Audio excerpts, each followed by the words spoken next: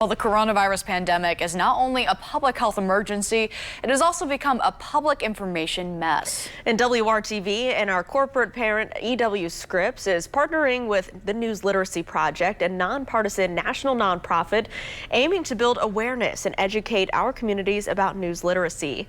So this morning we delve into public health and the debate over what is and what isn't. We begin with the latest on the pandemic. Less than half of people eligible for the booster. We're learning a lot from these three new CDC studies. This is the intersection between the information age and a global pandemic. There are plenty of facts, data, opinions, myths, and falsehoods at your fingertips and on your screens. And this information and misinformation is guiding people to make critical decisions about their health and livelihoods. I do investigate a little bit of everything I see, but again, it goes on just my own personal beliefs of what I think is true. But I'm sure I gravitate towards what I want to hear. A key finding in a study by the reputable Kaiser Family Foundation concluded social media, the polarization of news sources, and the rate at which we are learning more about COVID-19 have all contributed to a climate in which deliberate disinformation and misinterpretation can easily spread. And that can be dangerous and even deadly.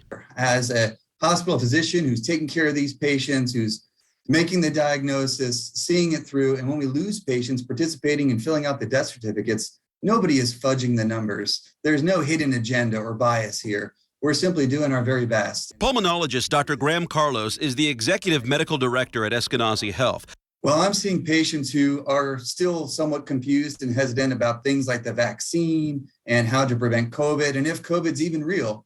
And when I ask them to name their sources, sometimes it's a friend, but a lot of times it's stuff they found online. The last couple of years have not only been a long, exhaustive battle against this virus and its variants, but also a frustrating, grueling fight to convince people to focus on the correct data and take proper health precautions. The overall impact of misinformation and disinformation in the pandemic has been the loss of lives and prolonging the duration of the pandemic. At Ball State University, Dr. Johnny Sparks is the director of the School of Journalism and Strategic Communication. The bad actors, if you will, who have some political or financial interest in sowing the seeds of disinformation and misinformation have found very fertile soil in this environment. Well, I try to teach people through misinformation and disinformation. I ask them to always remember and check, see who is giving you the information you're reading, or is it a reputable source? I ask them to look at what they're reading. Is this something that's based in data and in studies, or is this just an opinion piece by a thought leader or a blogger? And finally, I always ask them to see if there's an agenda. Why are they posting whatever's being posted? Is it to spread information for the common good, to improve public health? Or is it something that's controversial to create strife, to create confusion? According to the Kaiser study, local and network TV news are the most trusted media sources for COVID-19 information. But the study also found belief in COVID-19 misinformation correlates with both vaccination status and partisanship. Then there's the risk of seeking out articles that only support our preconceived notions. The audience member will find themselves pretty shortly within an echo chamber.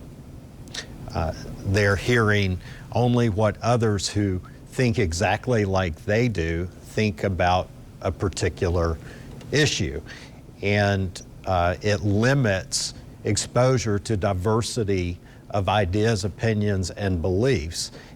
And in doing so, in an environment such as a global pandemic, it may isolate individuals to the point that they put their lives at risk and the lives of their family and others around them at risk. Working for you, Marc Mullins, WRTV.